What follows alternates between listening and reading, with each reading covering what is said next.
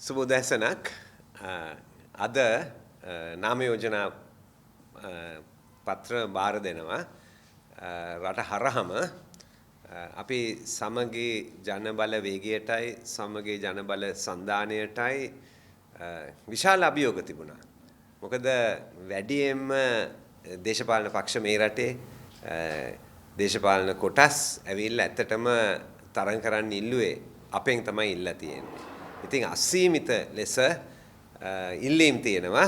ඉතින් මේ නාම යෝජනා දිස්ත්‍රික්කෙන් දිස්ත්‍රික්කයට හොයලා බලලා ඒව ගැන තීරණ ගන්න හුඟක් වෙලා යනවා ඉබේටම. මොකද ඒක එච්චර ලොකු ඉල්ලීමක් තියෙනවා. අපි තමයි ලොකුම සන්ධානය මේ රටේ තියෙන. අපි බැලුවොත් අපේ සන්ධානයේ එක එක දේශපාලන පක්ෂ තියෙනවා. මනෝ ගණේෂන් කිව්වම පක්ෂයක්. දිගම්පරම් මැතිතුමා කියලා කිව්වම පක්ෂයක්. රාධාක්‍රිෂ්ණන් මැතිතුමා කියලා කිව්වම පක්ෂයක්. රිෂාඩ් බදුඩින් කියලා කිව්වහම පක්ෂයක්. රවුෆ් හකීම් කියලා කිව්වහම පක්ෂයක්. ඉතින් බැලුවොත් සන්ධානයක් හැටියට මේ දේශපාලන පක්ෂ ඇවිල්ලා අපි එක තමයි එකට වැඩ කරන්නේ. ඊට අමතරව අපි දන්නවා පසුගිය ආණ්ඩුව කෑලි වලට කැඩිලා බිඳිලා ගියා. එතකොට ඒ වලත් පක්ෂ තියෙනවා. නමුත් ඒ පක්ෂත් එක එක කොටස් වලට කැඩිලා බෙදිලා ගිහිල්ලා එක එක තැන් වලින් තරඟ කරනවා. නාම යෝජනා ඉල්ලනවා. එතනත් විශාල කොටසක් ඇවිල්ලා අපෙන් උත් නාම යෝජනා ඉල්ලුවා. ඉතින් අපි ඒක ගැන හොයලා බලලා සුදුසු පුද්ගලයන්ට සුදුසු තැන තරඟ කරන්න තමයි අපි ලෑස්ති කළේ. ඉතින් හුඟක් ගැටලු ප්‍රශ්න තිබුණත් මම හිතන්නේ හොඳ ලයිස්තු හුඟක් ඉදිරිපත් වෙලා තියෙනවා දිස්ත්‍රික්ක හරහම රටේ ජනතාවට ඊළඟ ආණ්ඩුව ගැන හිතන්න තමයි මේ අවස්ථාව ඇවිල්ලා තියෙන්නේ. දැන් මතයක් ඇති වෙලා තිනවා ජනාධිපතිවරණය දින්නොත් ඒ කියන්නේ පාර්ලිමේන්තු මැතිවරණය දින්න. පළාත් සභාවක් දින්න. නගර සභාවක් දින්න. ওই වගේ සම්පූර්ණයෙන්ම වැරදි මත සමහර අයට තියෙනවා. නෑ. පාර්ලිමේන්තුවක ආණ්ඩුව පිහිටවන්නේ පාර්ලිමේන්තුවේ වැඩියෙන්ම ආසන ගණන ගත්ත පක්ෂයයි ආණ්ඩුවක් පිහිටවන්නේ. මොකද ආණ්ඩුවක් පිහිටවලා පාර්ලිමේන්තුව අනුමත කරගන්න ඕනේ. සතයක්වත් වියදම් කරන්න බෑ. අයවැයක් අනුමත කරගන්නේ නැතුව. අයවැයක් අනුමත කරන්න පාර්ලිමේන්තුවේ බහුතරයක් තියෙන්න ඕනේ. ඉතින් අපි විශ්වාස කරනවා අපේ පක්ෂයට සමගි ජන බලවේගයේ ප්‍රධානත්වයෙන් සමගි සන්ධානයට ඒ වගේ ආණ්ඩුවක් පිහිටවන්න පුළුවන් වෙයි කියලා. එතකොට සමහර අය කල්පනා කරනවා ජනාධිපති කෙනෙක් එක පැත්තකින් ආවොත් දේශපාලන පක්ෂයක් වෙන පක්ෂයක් නම් කොහොමද එකට වැඩ කරන්න කියලා. අපේ ලෝකේ කොච්චර උදාහරණ තියෙනවද? ප්‍රජාතන්ත්‍රවාදී රටවල් වල හරිද? සමහරලාට ජනාධිපතිතුමා එක පක්ෂයකින් පත් කරනවා ආණ්ඩුව තව පක්ෂයකින් පත් කරනවා. මේක අලුත් දෙයක් නෙමෙයි. ඇමරිකාවේ මේක දිගින් දිගටම වෙලා තියෙනවා. රිපබ්ලිකන් පක්ෂයෙන් සමහරලාට ජනාධිපති එනවා. නමුත් ආණ්ඩුවේ වැඩිතර බහුතරය බලය සමහරලාට තියෙන ඩෙමොක්‍රැටික් පක්ෂය. ප්‍රංශයේත් ඒක තියෙනවා. හුඟක් රටවල් වල මේ ජනාධිපති ක්‍රමයේ තියෙන රටවල් වල ප්‍රජාතන්ත්‍රවාදී රටවල් වල මේක අලුත් දෙයක් නෙමෙයි. මේක ප්‍රජාතන්ත්‍රවාදී රටක්. ඒ වගේම ලංකා ප්‍රජාතන්ත්‍රවාදී. ඒ නිසා තමයි මනාප ඡන්දයකුත් තියෙන්නේ. දැන් මේ සමහර දේශපාලන පක්ෂය කියනවා පක්ෂයට ඡන්දය දෙන්න කියලා. මනාපය ගැන කතා කරන්නේ නැහැ. ඒක බලනකොට ටිකක් අපිට පොඩි ප්‍රශ්නයකුත් තියෙනවා. මොකද අපි විශ්වාස කරන්නේ නියෝජිත ප්‍රජාතන්ත්‍රවාදය, representative democracy. ඒ කියන්නේ අපිව ජනතාව වෙනුවෙන් අපි පුද්ගලයන් හැටියටත් පක්ෂයට දීලා පුද්ගලයන් හැටියටත් පත් කරලා තමයි එවන්නේ. නැත්නම් මේක ඒකාධිකාරයක් නෙමෙයි. මේක චීනයේ නෙමෙයි. මේ පක්ෂයේ පොලිට් බියුරෝ එක තීරණය කරනවා කාවද එතනට යවන්න ඕනේ කියන එක සමහර දේශපාලන පක්ෂ වලට තියෙනවා. අපි එතන නැහැ. අපි ඉන්නේ සම්පූර්ණ ප්‍රජාතන්ත්‍රවාදයේ සිටින්නේ. ජනතාව ස්වෛරයයි. ජනතාව තීරණය කරන්න ඕනේ.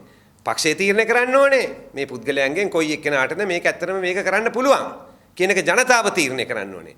නැත්තම් වෙන්නේ අර චීනයේ තියෙන ක්‍රමයට වගේ එක පක්ෂයක් තියෙනවා. ඒ පක්ෂයේ පොලිට් බියුරෝ එක තීරණය කරනවා මෙයා හොඳ නෑ. අරය තමයි අපි එවන්න ඕනේ වගේ එකක් වෙනවා. එහෙම එකක් නැහැ. මේක ප්‍රජාතන්ත්‍රවාදී රාමුව අපි ආරක්ෂා කරන්න ඕනේ. ඒතර මේ ඡන්දයේදී පක්ෂයට තීරණය ගන්නවට අමතරව බලන්න හැම දිස්ත්‍රික්කයේම කවුද ඇත්තටම ඉදිරිපත් වෙන්නේ.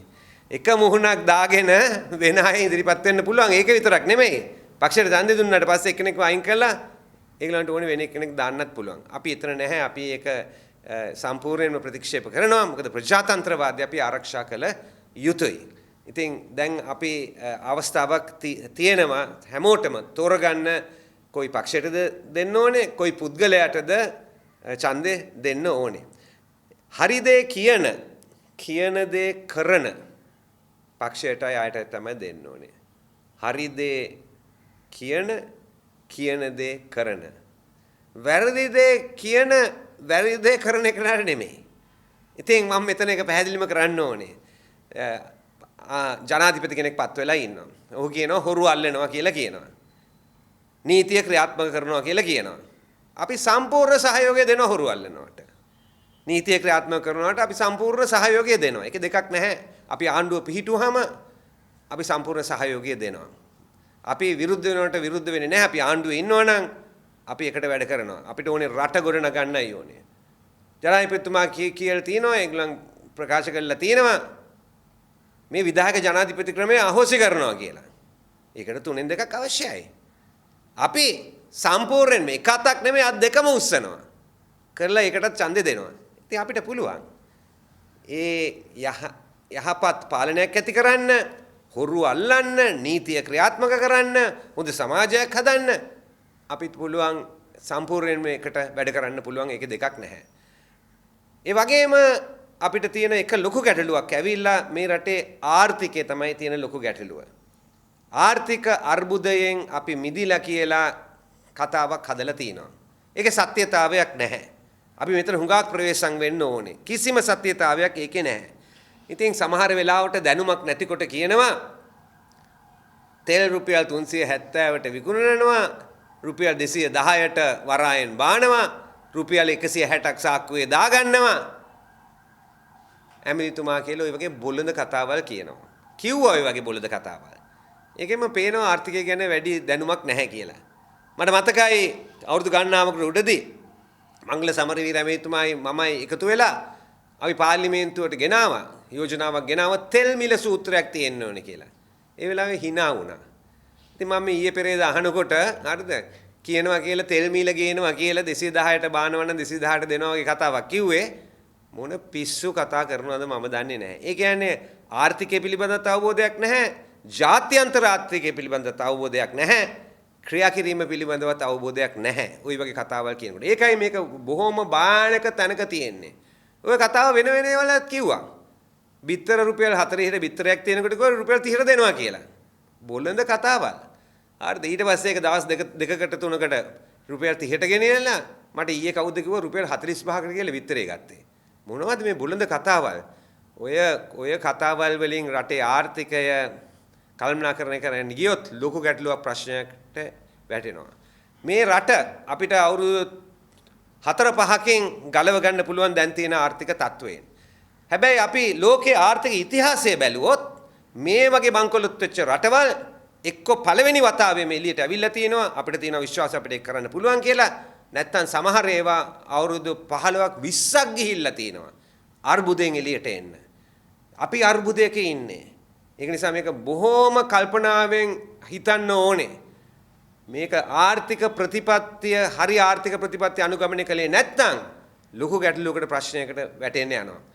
සමහරලාට හිතනවා හරිද කවුරු හරි විද්වතෙක් හරි නැත්නම් වෘත්තීයවේදියෙක් ඉස්සරහට දාලා මේක කරගෙන යන්න පුළුවන් කියලා. ගෝඨාභය රාජපක්ෂ කළේ තෝකමනේ. ඒක නෙමෙයි. ආර්ථික ප්‍රතිපත්තිය විශ්වාස කරන්න ඕනේ. ඇත්තටම මේක කරන්න පුළුවන්ද බැරිද කියලා. මේතර ලොකු ගැටණයක් තියෙනවා ආණ්ඩුව තුලම ලොකු ගැටණයක් තියෙනවා. ආර්ථික ප්‍රතිපත්තිය පිළිබඳව. එතකොට සමහර අය කියනවා ජාත්‍යන්තර මූල්‍ය අරමුදල IMF එකට පයින් ගහලා දාන්න ඕනේ කියලා. රජයේම කොටසක් කියනවා. ඒක ඇති අනිත් අය අර එළියෙන් ආපු අය මං කිව්ව හොඳ මුහුණුවල් ටිකක් තියෙනවා කියලා. ඒ අය දන්නවා ඒක කරන්න බෑ කියලා. ජාත්‍යන්තර මූල්‍ය අරමුදල එක්ක ක්‍රියා කරන්න ඕනේ කියලා. DSA එකේ රාමුව හරිද කිව්වා අපි ඒක අයින් කරනවා. ඒක නැවත අපි සාකච්ඡා කරනවා කියලා කිව්වා. ඒක සාකච්ඡා කරන්න දෙයක් නැහැ. ඒ රාමුව තුළ සිටිය යුතුමයි. ඒකේ දෙකක් නැහැ. මේ ආර්ථිකය බොහොම කුඩායි. මේ ආර්ථිකය ලෝකෙට බැඳිලා තියෙන්නේ. අපි ලෝකයේ එක්ක ක්‍රියා කරන්න ඕනේ. අපි ජාත්‍යන්තර වෙළඳපොළ එක්ක එකඟ වෙන්න ඕනේ. ඒක තුල ක්‍රියා කරන්න ඕනේ. මේ මූලික මූල ධර්ම පිළිගත්තේ නැත්නම් ලොකුම අර්බුදයකට යනවා. අවුරුදු 15කට 20කට මේ රට ගලව ගන්න බැරි වෙනවා. ඒ නිසා තමයි අපි ජනබලවේග සන්ධානයක් හැටියට අපි මේ මැතිවරණ ඉදිරිපත් වෙන්නේ. අපි විශ්වාස කරනවා අපිට මේ ආර්ථිකය හදන්න පුළුවන්, විශ්වාසය ඇති කරන්න පුළුවන්, විදේශ ආයෝජකයන් අපිට ගේන්න පුළුවන් කියන එක අපි විශ්වාස කරනවා. ඉතින් මේ පසුගිය රජයට තිබුණ ලොකු ගැටලුවක් ඇවිල්ලා ණය ගත්තා. ඒතර ණය ගත්තේ ඔය මල්ටිලැටරල් ඒජන්සිස් වලින් ගත්තා. ඊට අමතරව ගත්තා රටවල් වලින් ගත්තා. ඉන්දියාව, චීනය, ජපානය, පැරිස් ක්ලබ් රටවල් කියලා කියනවා මේ රටවල් වලින් ණය දුන්නා. ඒ අය එක්ක පසුගිය රජය යම් කිසි එකඟතාවයකට ඇවිල්ලා තියෙනවා. එතකොට එකඟතාවයට අවසන් කරන්න බැරි වෙන්නේ ස්වෛරීය ජාත්‍යන්තර ස්වෛරීය බැඳුම් කර ISB කියලා කියනවා. ඒ කියන්නේ ඒ පුද්ගලික අය දුන්න ණය රටට නමුත් ඒ අය එක්ක ඒ ණය කොහොමද ගෙවන්නේ කියලා එකඟතාවයකට එන්න බැරි වුණා. අවුරුදු දෙකකට සාකච්ඡාව ගියා. සාකච්ඡාව ගිහිල්ලා යම් කිසි තැනකට ඒක ගෙනාවා. මේක බොහොම විද්‍යාත්මක සාකච්ඡාවක්. ලංකාව අරගෙන තිබුණා ගෙවන්න තිබුණේ ණය ඇවිල්ලා ඩොලර් බිලියන 12.5ක් විතර. ඒතර ඒගොල්ලන් එකඟ වුණා මේක යම් කිසි 27ක් විතර කපා හරින්න. ඒක බිලියන 9කට විතර. ඒතර එකඟ වුණා සමහර ඒවා නැවත ඒ ස්වෛරීය බැඳුම් කර ඉදිරිපත් කරන්න බොන්ඩ් එක ඉදිරිපත් කරන්න. සමහර බොන්ඩ් ඒගොල්ලන් මේ එකතු කළා. ඒකට කිව්වා මැක්‍රෝ ලින්ක් බොන්ඩ් කියලා. ඒ කියන්නේ අපි කපා හරිනවා 27. නමුත් ආර්ථික වර්ධන වේගය අපි කියනවට වැඩිය ඊට වැඩිය වර්ධනය වෙනවා නම් එහෙනම් අපිටත් ඒකේ යමක් ලාභයක් ලැබෙන්න ඕනි කියන එක. ඒ සාකච්ඡාවල් ගිහිල්ලා තියෙනවා දිගින් දිගටම ගිහිල්ලා තියෙනවා. මම රජය ඉල්ලීමක් කරන්නේ. මේ කතා කරන්නේ රජයක් වටන්න නෙමෙයි. රජයෙන් ඉල්ලීමක් කරනවා. ජනාධිපතිතුමාගෙන් ඉල්ලීමක් කරනවා. මුදල් නැතිතුමාගෙන් ඉල්ලීමක් කරනවා. මේක ඉදිරියට ගෙනියන්න ඕනේ. මේක ඉදිරියට ගෙනියන්න ඕනේ. මේක නැවත නැවත ගිහිල්ලා බලන්න දෙයක් නැහැ. මේක ප්‍රමාද කරන්න රට තවත් අගාධයකට වැටෙනවා. ඒ නිසා මේක වහාම මේ ගනුදෙනුව කරලා ඉවර කරන්න ඕනේ. ඒතර ඔය රජය ඇතුලේ ඉන්නවා සමහර කට්ටිය කියනවා නෑ IMF එක ඕනේ DS එක අපිට නැවත කතා කරන්න පුළුවන් කියලා. මං හිතන්නේ ඔය බොළඳ අදහස් වලින් ඈත් වෙලා අපි ශක්තිමත් කරන්න ඕනේ. හරි දේ කියන හරි දේ කරන තැනට අපි යන්නටම අවශ්‍යයි. හරි දේ කියන දේ කරන ආණ්ඩුවක් තමයි අපිට අවශ්‍යයි. එනිසා අපි විශ්වාස කරනවා අපිට ඡන්දයක් දුන්නොත් ආර්ථිකය අපිට ගොඩනගන්න පුළුවන් කියලා. අවුරුදු 20න් නෙමෙයි අවුරුදු 5කින් මේ රට අපිට ඉහළ තලයකට ගේන්න පුළුවන්. එනිසා මේ මැතිවරණයේදී කල්පනා කරන්න හුඟක් දේවල් තියෙනවා. හැංගීම් වලින් හොරු අල්ලනවා කියලාම ඡන්දේ දීලා හරියන්නේ නැහැ. අනිවාර්යෙන්ම හොරු අල්ලන්න ඕනේ. හැමදාම අපි හිටගෙන තියෙන එතන හැමදාම අපි කියනවා අපි එකට සහයෝගය දෙනවා කියලා. අල්ලන්නම ඕනේ. නමුත් හොරු අල්ලන එකයි ආර්ථිකය ගොඩනගන එකයි වෙනස්. ඒක වෙනස ඇවිල්ලා ආර්ථික ගොඩනැගුවේ නැත්තම් දැන් තියෙන පීඩනය හිතන්න බැරි පීඩනයක් ඇති වෙනවා. මේක බලපාන්නේ රටේ සාමාන්‍ය ජනතාවට. ඉතින් අපි ප්‍රාර්ථනා කරනවා අපිට එතනින් ගැලවෙන්න පුළුවන් කියලා. අපි ප්‍රාර්ථනා කරනවා අපි වැඩි ආසන ගානක් ලබාගෙන අපි ආණ්ඩුවක් පිහිටුවලා වත්මන් ජනාධිපතිතුමා එක්ක අපිට පුළුවන් කියලා විද්‍යාත්මක පදනමකින් රාජ්‍ය ඉස්සරහට ගෙනියලා රට හොඳ තැනකට ගෙන යන්න. ඉල්ලනවා. කොළඹ දිස්ත්‍රික්කයෙන්. දලස් පෙරමන්තුමා මේ ජන්තිලා නැගල පත්තරවල කියන මේක ඇත්තක්ද කොහොමද සෙහෙන් දුන්නද නාමයට? නෑ ඩලස් සලහප්පෙරුම මැතිතුමාට අපේ පක්ෂයේ ලොකු පිළිගැනීමක් තියෙනවා. මම ඇත්තටම විස්තරය දන්නේ නැහැ. එතුමා මාතරෙන් තමයි ඉදිරිපත් වෙන්නේ. පත්තරේ දාලා තියෙනවා නැහැ කියලා මම හරියටම දන්නේ නැහැ. කොහොම හරි ඩලස් සලහප්පෙරුම මැතිතුමා සන්දානිය තුල සිටිනවා. ඒ අයවකම පවුල මැතිවරණයේදී ජනතාව ජයග්‍රහණය කරා. ඔතුමාලා බ්ලූප්‍රින්ට් එක කරලා රට පුරා ගියා. ජනතාව බ්ලූප්‍රින්ට් එක පිළිගන්නේ නැහැ මේක. ඔබතුමා අහන ප්‍රශ්නේ සත්‍යතාවයක් තියෙනවා. රට වටේම ගිහිල්ලා කිව්වා හොරු අල්ලනවා කියලා කිව්වා. එතකොට මත දෙකක් හැදුවා. එක සම්පූර්ණ බොරු මතයක් හැදුවා. අවුරුදු 75කට මේ රටේ කවුරුත් මොනවත් කරලා නැහැ කියලා. සම්පූර්ණ බොරු මතයක් ඒක. හරිද? මොකද මේ රට එදා තිබුණේ බොහොම අඩු ආදායම් රටක් හැටියට. අපි රජය කරනකොට 2017 දී මේ රට මධ්‍යම ආදායම් රටක් හැටියට ඉහළ ගියා. ඒක මනින්නේ ඒක පුද්ගල ආදායම ඩොලර් 4000කට වැඩි ඉහළට ගියාම මධ්‍යම ආදායම් රටක් හැටියට ආවේ. ඉතින් මෙතන හිටපු තැන ඉඳලා අපි ගිය තැන. ඉතින් ඔය කිව්වහම අවුරුදු 75ට මොනවද කරලා නැහැ කියන එක සම්පූර්ණ බොරුවක්. එතකොට අධ්‍යාපනයේ පැත්තෙන් බැලුවහම ශාස්ත්‍රතාවයේ පැත්තෙන් බැලුවහම කාන්තාවන්ගේ අධ්‍යාපනයේ පැත්තෙන් බැලුවාම මම හිතන්නේ ආසියාවේ රටවල් වලින් ඉදිරියෙන්ම ඉන්න රට. O level එක ගත්තත්, A level එක ගත්තත්, විශ්වවිද්‍යාලය ගත්තත් වැඩියෙන්ම අද ඉන්නේ ශ්‍රී ලංකාවේ කාන්තාවන්. අපි ඒක ගැන ආඩම්බර වෙන්න ඕනේ. මොකද හුඟක් රටවල් වලට මේක කාන්තාවන්ට කරන ලොකු වෙනසක්. අපේ රටේ ලොකු වෙනස්කින් තාම සිදු වෙනවා කාන්තාවන්ට. ඒක අපි නැති කරන්න ඕනේ. නමුත් මම කියන්නේ අර අවුරුදු 75කට මොනවත් වෙලා නැහැ කියලා. 1948 දී අපි කන්නේ හාල් බත් පිගාන කන්නේ. අපි මේ බත් වලින් ආනයනය කළේ 64ක් පිටරට ඉඳලා ගෙනාවේ. හාල් 1948 64ක් 1980 ගණන් වෙනකොට හාල් වලින් සම්පෝෂිත රටක් වුණා. කොහොමද මේ වුනේ? පක්ෂය ගැන නෙමෙයි මම මෙතන කතා කරන්නේ. මම කතා කරන්නේ ඉතිහාසය ගැන. හරිද? ඒ කියන්නේ මේ අවුරුදු 75ක මොනවත් වුණේ නැහැ කියන ඔය කතාව. ඉතින් එතකොට ඒක වික්කා. ඒකේ සම්පූර්ණ බොරුවක් ඒක. ඊට පස්සේ හුරු අල්ලන්න ඕනේ කිව්වා. මමත් එකඟයි ඒක ගැන. අපි මේ ආණ්ඩුවට ජනාධිපතිතුමාට සම්පූර්ණ සහයෝගය දෙනවා. හුරු අල්ලන්න ඕනේ. හුරු අල්ලන්න ඕනේ. සම්පූර්ණ සහයෝගය දෙනවා. හැබැයි එතන මෙහෙම පොඩි වටෙන් ගැහුවා එකක්. හුරු ඇල්ලුවොත් රටේ ආර්ථික ප්‍රශ්නේ විසඳෙනවා කියලා. ওই වගේ සම්පූර්ණ බොරු විශ්වාස කරන්න එපා. මොනවා මේ වාහන ටිකක් පාරේ පෙන්නනවා. එක දවසක් කියනවා පෙන්ෂන් එක අඩු කරනවා කියලා. හරිද? තව දවසක වෙන මොකක් හරි කියයිම තේරුණා නේද? නිවාඩු ටික අඩු කරනවා කියලා රාජ්‍ය සේවකයන් ওই වගේ කරන්න තියෙන දේවල් තියෙනවා. හැබැයි ඒ වලින් රටේ ආර්ථික ප්‍රශ්නේ විසඳෙන්නේ නැහැ. ආර්ථික ප්‍රශ්නේ විසඳෙන්න අනිවාර්යයෙන්ම රාමුවක් තියෙන්න ඕනේ.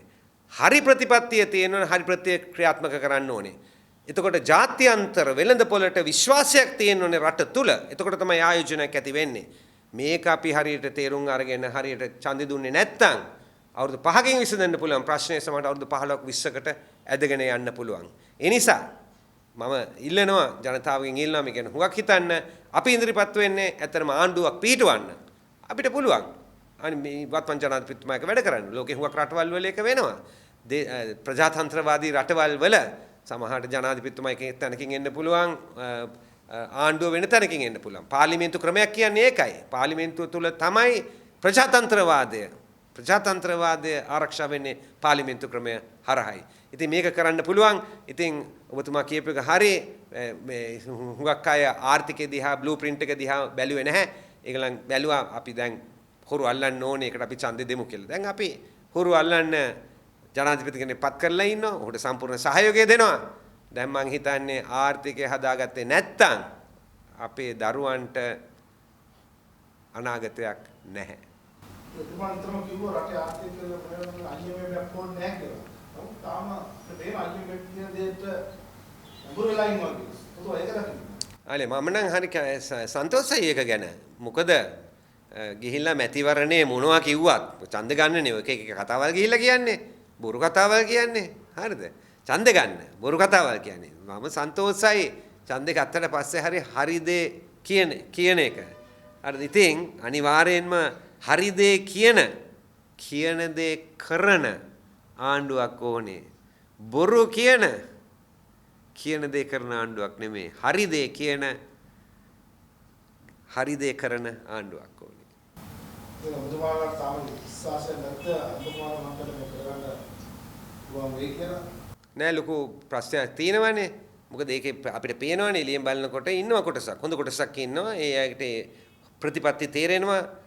ජාත්‍යන්තරයක කොහොමද වැඩ කරන්නේ? වෙළඳපොළක කොහොමද වැඩ කරන්නේ? ඒගොල්ලන්ට පේනවා ගත්තොත් රාජ්‍ය ව්‍යාපාර ඒව ප්‍රතිසංස්කරණය කරන්න ඕනේ. නාස්තිය අඩු කරන්න ඕනේ. එයාට පේනවා ඒක. හරිද? හැබැයි වගේ මොක ඇතුළේ කණ්ඩියක් ඉන්නවා. ඒ අය කියන්නේ ඒකට විරුද්ධයි. ජාත්‍යන්තර මූල්‍යාධාර මුදල ඕනේ නැහැ. ඒගොල්ලන්ගේ ඒ රාමුවෙන් ඩීස් එකෙන් අපිට අයින් වෙන්න පුළුවන්. අපි දන්නවා මේක කොහොමද කරන්නේ කියලා කොටසක් ඉන්නවා. ඉතින් ඒ කොටස එහෙම කියනකොට ඒක ඇතුලේ අර්බුදයක් තියෙනවා. ඒ කොටස ඇයි ඒක කියන්නේ? මොකද දැන් අර වෙන කතාවක් කියන නායකයෝ ඕකම කිව්වා අවුරුදු 30කට ඒගොල්ලන්ට. ඉතින් ඒක ඒගොල්ලන් විශ්වාස කළා. තේරුණා නේද? ඉතින් ඒක තමයි එතන තියෙන ගැටුම ඇවිල්ලා ඒකයි. ඉතින් ඒකයි අපි කියන්නේ අපි රට හදන්න යනවා නම් දේශපාලන පක්ෂ අපිට අමතක කරන්න පුළුවන්.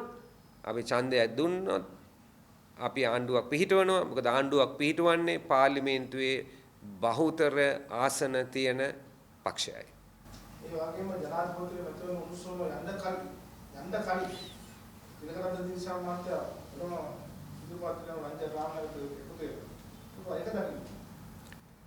මම දන්නේ නැහැ. මම ඇත්තටම දන්නේ නැහැ රංජන රාමනායක මැතිතුමා ඡන්දෙ ඉල්ලනවද?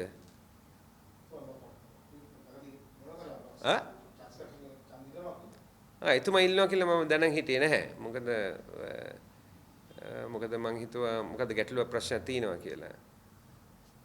එක එක කොටස් ඉන්නවා ඉතින් ඔහොම.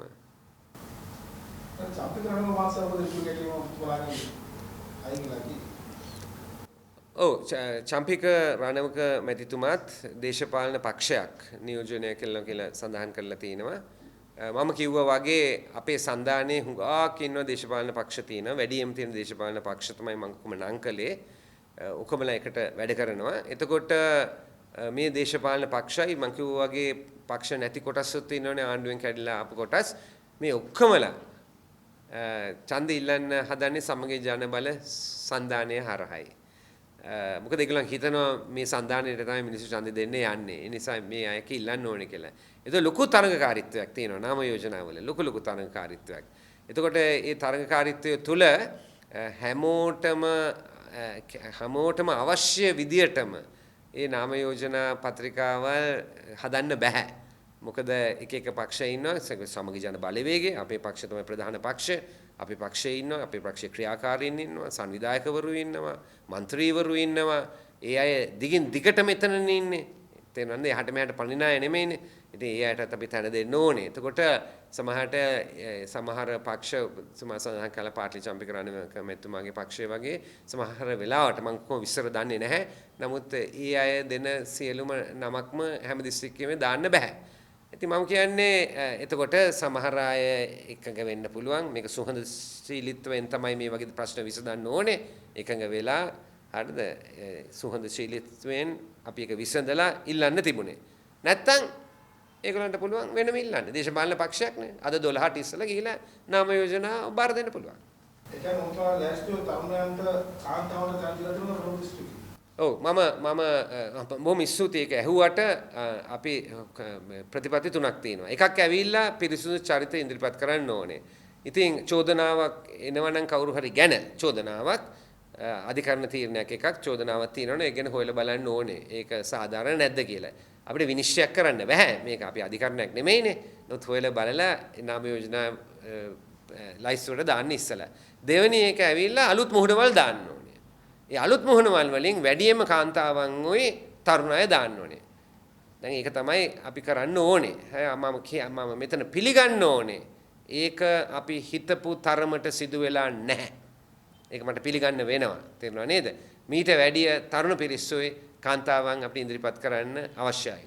අපි යෝජනා කරනවා මෙහෙම එකක් ජනාධිපතිතුමාත් එකඟ නම් අපි යෝජනා කරනවා අපිට මේක දැන් මේවා කැමැත්තෙන් කරන්න වෙලා තියෙන්නේ. අපි යෝජනා කරනවා අලුත් පාර්ලිමේන්තුව පිහිටවපු ගමම්ම අපි නගර සභාවයි ප්‍රාදේශීය සභාවට කළා වගේම අපි කාන්තාවන්ටයි තරුණ අයටයි අපි ප්‍රතිශතයක් නියම කරලා නීතියක් ගේමු. අපි ඒක ගෙනාව නගර සභාවටයි ප්‍රාදේශීය සභාවටයි අවම වශයෙන් 25% කාන්තාවන් ඉන්න ඕනේ කියලා. අපි මේ නීතිය ගේමු පාර්ලිමේන්තුවටත් එහෙම වෙන්න ඕනේ පළාත් සභාවටත් එහෙම වෙන්න ඕනේ. එතකොට වත්මන් ජනාධිපතිතුමා එකඟ නම් ඒ නීතිය ගේනවා නම් අනිවාර්යයෙන්ම සමගි ජන බලවේගය අපි ඒ ප්‍රතිපත්තියට එකඟයි. අපි සහයෝගය දෙනවා. ඒකයි මම කිව්වේ කවදාත් විරුද්ධ වෙනවට විරුද්ධ වෙන්නේ නැහැ. රටට හොඳ දේවල් කරනවා නම් කාන්තාවන්ටයි තරුණ පිරිස් වලටයි තැන දෙන්න ඕනේ. අපි ඒක නීතියෙන්ම තැන දෙමු. ඒවා අනුභවයට ආවම විතර එක 28 දුන්නා. දැන් අයවත් දෙන්න වැඩි වෙලාද? මොකද්ද? විතර. ආ. දැන් 40 දක්වා වැඩි වෙලාද? මම එකෙන් දකින්නේ මේ නොදැනුවත්කමින් කියන දේවල්නේ. හරිද?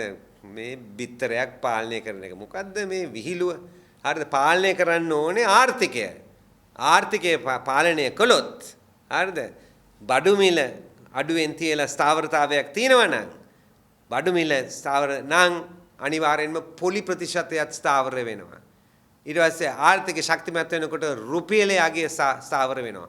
ඒවා තමයි ආණ්ඩුවක් මුදල් අමාත්‍යාංශයක් මුදල් ඇමතිවරයෙකුට තියෙන අරමුණු ඒවා. බිත්තරේ කීයට විකුණනවද කියලා එකයි බීට්‍රූට් එක කීයට විකුණනවද කියන එකයි හාල් එක කීයට විකුණනවද එකයි නෙමෙයි. ඒවා ඉබේටම ස්ථාවර වෙනවා. හරිද? මැක්‍රෝ ආර්ථික. ඒකයි මම කිව්වේ මේ නොදැනුවත් අය ගිහිල්ලා එක දවසක බිත්තර ගැන කතා කරයි හෙට මන් දන්නේ නැහැ මොනවා ගැන කතා කරයිද කියලා. Today is the nominations day, and the nominations have been completed. It's been a tremendous challenge for the SJB and the SJB alliance because there have been so many requests to get nominations from the SJB alliance and so many tensions as a result. I think no political party has had the pressure that we have had because so many people have been wanting to contest under the SJB and SJB alliance. And we are the largest alliance in the country. In terms of political parties, we have the Honorable Mano Ganeshan, his political party. We have the Honorable Digamparan, his political party. The Honorable Radhakrishnan, his political party. They lead these parties. The Honorable Rauf Hakim, the parties he leads. The Honorable Rishad Baduddin, the parties he leads. So we have political parties are a part of our alliance. It's the largest alliance in the country, and it's the most inclusive alliance in the country to take the country forward. But there has been an additional pressure this time because the government has gone into pieces. The traditional parties in the former government were headed by the Rajapaksas and the Sirisenas and the others, and therefore they have gone into many, many factions. So some of those factions have also wanted to have nominations from the SJB alliance to contest the election. It's natural, because if they think that this is the biggest party in parliament, then everybody wants to basically align themselves so that they can actually come into parliament and then make a contribution. So these tensions have been there, and there's nothing new about it. I would say, in addition to that, the biggest challenge facing the country at the moment is the economy. There has been an impression created that we are out of the economic mess. This is not true. This idea was sold by the Ranil Wickremesinghe administration. It's not true at all. We are still in an economic crisis, and we need to think clearly about this. I know that in the last presidential election, people voted, and they voted overwhelmingly, so that, those who have robbed and have stolen assets, that they are brought to book. And we endorse it ourselves, that we think that there has to be an end to corruption, and those who are corrupt must be punished. And we will be supporting the present president, Andrew Kumara Dissanayake, fully in bringing to book those who are corrupt. But I think that thinking that solving that problem solves the country's economic issue are two different things. And therefore we need to be very clear that the country faces an economic crisis. Countries which have been in our position have either come out of that problem within 5 years, or some have taken 20 years to come out of that problem. We want to contribute so that we can climb out of this within the first 5 years. Sri Lanka can climb out of this. We know in the present president's administration, there are people who understand this, and they have similar views to us, and they say, yes, we need to work with the International Monetary Fund, and basically on the DSA that has been agreed. But there are others there who are saying, we don't need the DSA, we can redo the DSA. I must say this, that they have no comprehension of what they are talking about. Sri Lanka is a small island state. It's connected to the rest of the world. Our future depends on integrating with the rest of the world. Otherwise, we have no future. And we need to be very, very, very clear on this. So there is an internal struggle, basically, within the administration of the present president. And therefore, we have to work within that framework. There are, of course, things that can be negotiated within the framework, and that needs to be done. The former government made some progress, basically with the multilateral agencies, with India, China, Japan, and the Paris Club countries, and then they were working on coming to some arrangement with the international sovereign bond holders. That's important, but that was not finalized. And therefore, from the information we have, there was about $12.5 billion that had to be repaid over a period of time, and there was agreement that maybe they accommodate a haircut of approximately 27%, which brings the amount of dollars to be repaid to about $9.1 billion. Then they would issue bonds, and they would issue macro-linked bonds. The concept being that if the economy does better than it's anticipated, then that haircut should be reduced, and they should get a return for it. And these very complex conversations and negotiations have gone on for a period of time. We are urging the present president and finance minister Right? Don't go and revisit all of this. Just take the discussion forward from where it is. Come to a quick agreement, because any delay will cost the country a lot more.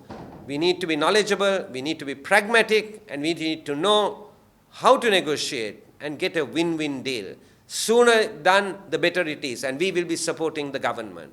But we see the differences that are emerging in government. And sometimes they are very, very simplistic. We heard during the campaign people say things like, petrol, is discharged at the port at rupees 210, and then we were told that, it's being sold at the petrol station at rupees 370 a litre, 160 rupees went to the pocket of a minister, and this kind of crap. You see, no understanding. And insinuation being that if we are in office, we'll be giving a litre of petrol for rupees 210. And another leading personality in the government said, we can control the prices. And they think that they can control prices on everything. They're going back to the 1930s, 40s, 50s, and 60s. Those economies worldwide have been overthrown. They said, if eggs are at 40 rupees, we can give it at 30 rupees. And they were talking this kind of crap, you see. And we know that eggs came down to rupees 30 for 2 or 3 days. And yesterday, a lady told me that she bought eggs at rupees 45, in the market when she went there. So sometimes, people without the background, without experience, come and make these kinds of promises to the public, and then decisions are made, rash decisions are made, which could put the country in a major mess. So we need to be extremely careful about this. Some countries have come out of the bankruptcy within a 5-year period.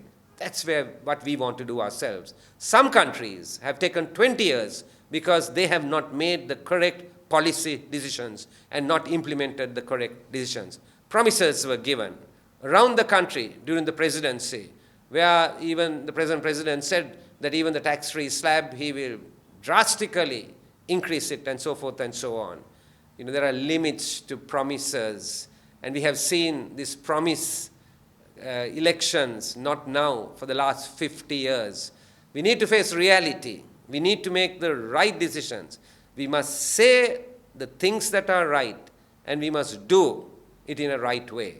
Otherwise, we are not going to come out of this. That is why we believe that a vote for our alliance, where we will work with the present president, we will raise our hands on the anti-corruption issues. He has suggested abolishing the executive presidency. We will give him a 2/3 majority. We are not going to be opposing for the sake of opposing. The country comes first. In addition to that, where we really need to make a contribution is on the economy, because we can see that there is 2 forces emerging within the present government, and we must strengthen the right force, that we need to continue with the International Monetary Fund framework, and we need to basically open the economy, liberalize, integrate it, deal with the state-owned enterprises, so that ultimately the economy of the country will grow and Sri Lanka will come out of the present debacle. You're watching the Life Traveler channel.